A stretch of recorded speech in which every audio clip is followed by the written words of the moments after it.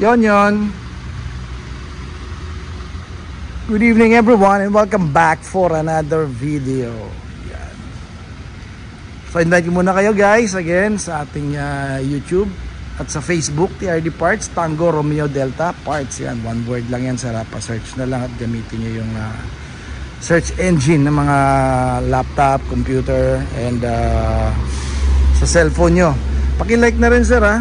Don't forget pahit na rin ang notification bell just in case magkaroon tayo ng or pagka may mga video tayong ina-upload na katulad dito manonotify kayo. Okay? So meron tayong special guest talaga no? Meron tayong bagong gagawin at bisita rito ng LTD 4x2, and this is guys for your information this is the 1 kg engine 2.8 na 4x2. Okay? Ito yung ine-explain natin na previously, nung lumabas na 2021, nagkaroon lang ng 4x2 na 1 kg engine sa Q variant. Okay, not this time. Okay, ngayon meron na lumabas sa LTD. Before ang LTD na 4x2 is 2.4. Yung 2 kg na engine, diesel engine. Okay, so sorry sa boses natin, medyo hindi pa tayo masyadong maayos. So ngayon meron na 2024 na 4x2, may enjoy mo ang top of the line engine na 1 kg na 2.8. Okay, so sa lahat sa mga nagtatanong, konting trivia tayo. Ito yung makina na ginagamit sa mga Innova ngayon. Okay, yung mga latest Innova starting from 2016. Okay, ang gamit na ron, stock nila sir stock nila is 1 kg engine na 2.8. Ganong kalakas ang Innova. Dahil yun ang ginagamit ngayon sa SUV na katulad ng Fortuner at Hilux. Even the truck na 4x4 lang na nagkaroon tayo ngayon sa 4x2. Alright, so may bisita tayo. Bro, say hi Yan, andito sa Eyes in the House. Ni Dragger ng Marilaki yan, tropa natin sa Indiano. Yan, meron papagawa sa atin. Kapitan ngayon natin ito ng module. Mapapansin nyo guys nakapatay ang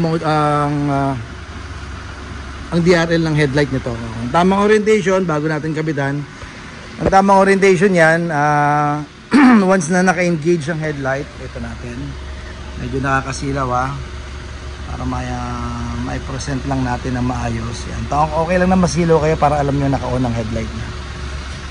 Naka-engage ang headlight niya, automatic patay ang DRL sa taas.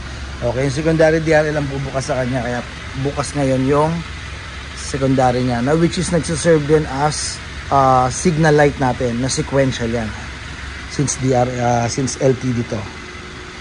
Okay, so both side nakapatayan, naka-engage ang headlight again, bukas ang signal secondary DRL nya. Okay, so nangyayari to the moment na particular pag naka-auto headlight kayo, the moment na ma-detect ng sensor nya sa harap nya na medyo dumilim na, minsan nangyayari yan nasa ilalim ng tulay or nasa tunnel, mapuno, nag-engage agad tong headlight, namamatay ngayon to, bumubukas lang headlight niya. So ang DRL mo patay, bumubukas yun. Ganun ang basically ang sistema ng stock na headlight. Right, so not this time, kakabitan kasi natin siya ng DRL always on module. Okay, so plug and play lang to. Pakita ko lang sa inyo gaano kasimple at gaano kadaling kinakabit to. Wala pang 5 minutes to, kabit na natin. So okay nga alis, taas lang namin tong hood, plug natin to. So buksan na natin, konting walk around tayo very stock to kasi 24 lang lumabas to na big time big time. Pearl white two-tone, hindi naman ng LTD LTD ang counterpart nito sa Thailand is Legender. Okay, then the next one, pareho na tayo ng GR Sport, yung Gazoo Racing. So ito na. So stock to since 2024. Yan, meron na siyang hood lift assist. So hood damper. 100% pareho ng binebenta natin. At pasok sa lahat ng 2016. Hilux tsaka Fortuner hanggang 2024 na wala nito. Kasi mga base model, yung mga G variant wala pa nito. Kahit 2024 pa yan. So kabit tayo.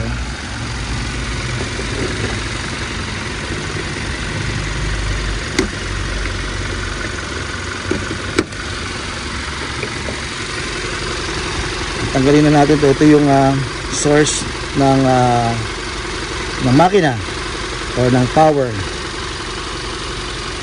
Medyo tricky lang to, matigas.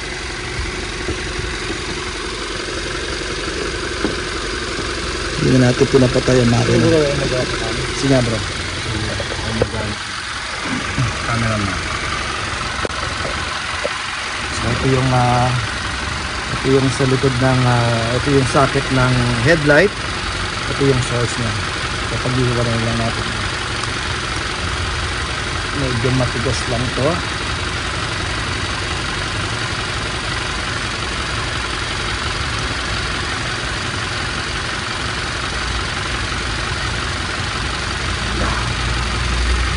Virgin.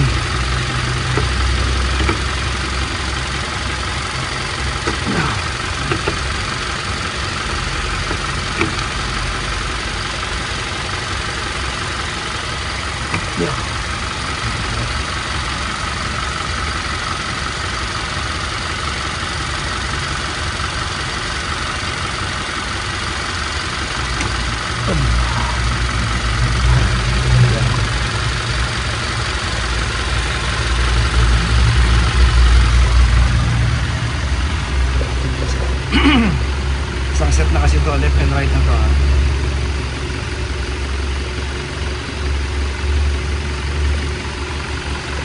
Makikita mo naman, hindi naman kayo magkakamali dyan if ever mamali kayo ng saksak. Kasi may male and female. Same thing din dito. Yung female nya,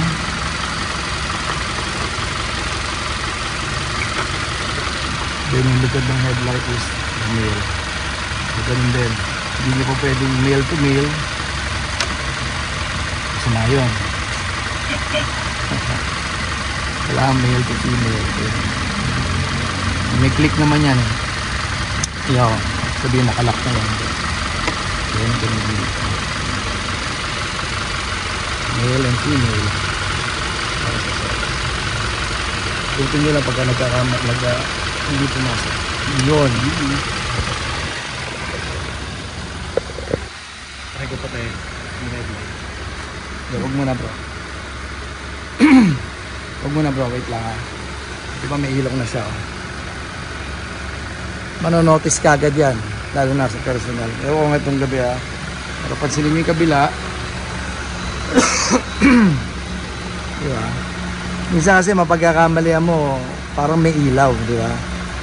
Pero ang totoo doon, reflector lang yan. O reflection lang yan nung headlight mo. Pupunta rito. Pero wala yan. Para mo sa kabila.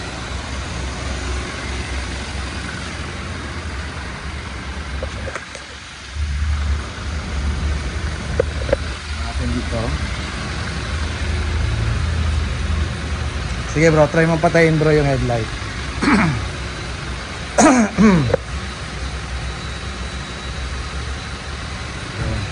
Wala na, nakapatay yung headlight.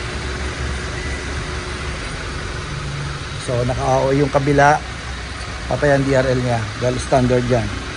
So ito na yung merong module, kaya nakabukas yung DRL.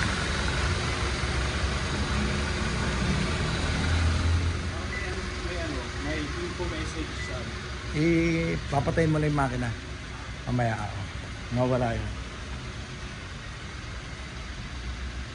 Once again, this is a 2024 4x2 LTD.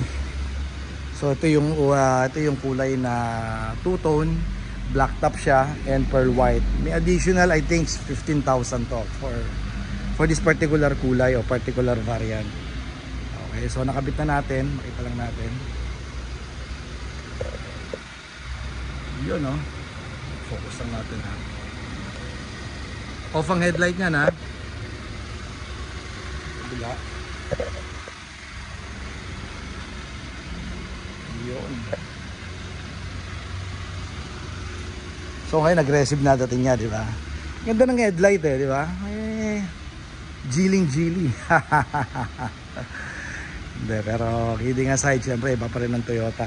Lalo na yung mga design na ganito, hindi nalalayo sa design na ginagawa sa Lexus Alam naman natin ang Lexus, ang market niya nasa Western So ngayon, hindi nalalayo sa design syempre. So once again, this is 6,000 pair left and right. Ayan, para sa model na 2021 hanggang 2024 yung modelo. Okay, mag-start lang sa VQ, LTD at GRS sorry sa mga naka-G, hindi natin pwedeng kabitan dahil iba ang iba ang DRL ng G. Mostly gumagamit sila ng steel, halogen or ng bulb type. Ito kasi LED na Okay. So thank you kay bro. Thank you. Guys, yan ang Marilaki. Tropa natin doon sa mga big bike. Brother, salamat So hope ma-enjoy mo yung siyempre bagong-bago yung BB niya Brother, thank you. So invite ko kayo ngayon guys sa ating YouTube at sa Facebook page natin, TRD Parts. Okay, please subscribe. Meron tayong sir may Viber tsaka may WhatsApp tayo para sa mga kaibigan natin, sa mga kliyente natin abroad, lalo na sa India, Middle East, Australia, meron din tayo. Yan, may number tayo dyan, pwede kayong tumawag. Viber yan sir, lalo na pag nag-abroad tayo, hindi tayo makasagot ng mga tawag, lalo na sa mga local. Viber sir, pwede, nakasagot natin yan. And active tayo sa ating Facebook page. Malamang doon natin, madalas kasi ang mga transaction natin ginagawa natin sa Facebook page natin Okay, so yun lang muna. And gabi na. Siyempre, basta kliyente, priority. Keep safe everyone. Bye bye.